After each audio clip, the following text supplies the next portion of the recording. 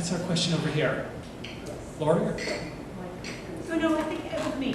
Yeah. I was just wondering, you know, I am a community coordinator for the village team, and I talk to a lot of different people about what's going on locally.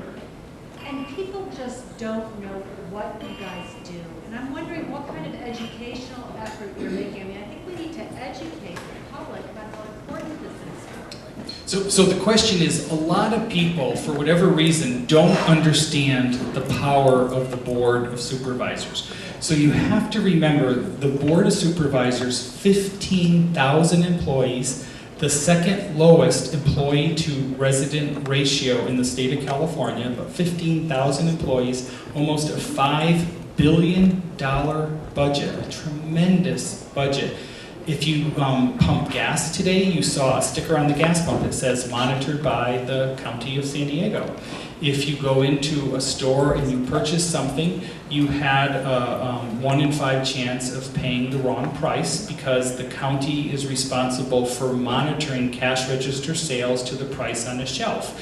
And they do spot checks to make sure that merchants aren't trying to cheat you. And that ratio has come down, but it's a job that the county does. The county provides food stamps. They don't do a great job. It's something I'm very concerned about. And that's one of the reasons I was down there meeting with them. They have tried to improve, but it hasn't been fast enough. And as I will tell people, not only from the compassionate perspective on food stamps, but from the conservative perspective, this is a federally funded program that brings resources into our area, and it helps people either on the edge or who have fallen over the edge. We can do better in San Diego, and that's one of the many programs we can do better. The county provides public safety. 1/4 of the county's budget is public safety. They provide the jails. They provide fire service, particularly out in East County through CAL FIRE. So the county has all these different jobs, and of course one of the biggest ones is the land use and land use decisions, and the decisions that are going to affect all of us for decades to come. And you know, there's some big projects that are on the horizon. And do we want to just pave over all the open space, or do we want to have balance? If you come down the 5 right now, you probably don't think about it, but every community has a buffer zone between it, either Bataquitos or San Alejo, that wonderful lagoon in the new Gateway Park, or the San Diego River Valley. But every community has that buffer zone. That didn't happen by accident. It's because a lot of people didn't want to pave over Paradise, and a lot of people still don't want to. They want to have open space. They want to have some, you know, places where they can go and recreate and walk and bike and do all those types of things. So we've got to find that type of balance here. It's just another job that the county is responsible for. Right now the state wants to close 2 parks in San Diego County, 2 state-funded parks. I think that's wrong. But the county's got to figure out a long-term plan. How are we going to make sure our county parks are maintained?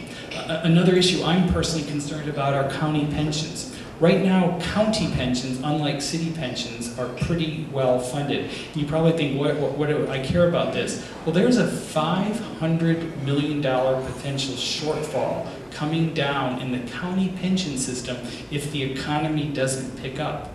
And it is going to cripple our delivery of services here if we don't have somebody smart in that county. And some of the things I've been talking about, not always popular, but I think we need to look at caps on 6-figure retirement incomes for county employees. We shouldn't hear about these $200,000 and $300,000 retirement pays. I think that's wrong. I also think that people don't realize the average county retirement check for annual payment is $34,000. $34,000. How can we expect retirees, even if their home is paid for, to live on that with water rates going up and utility rates going up? And we want that money to stay here in this county. We don't want these people to go elsewhere. We want to have a diverse, community of people here. So the county does lots of stuff. As I heard the other day, everything from cradle to grave, you get your birth certificate at the county, you get your death certificate at the county, and everything in between the county probably handles also. Okay?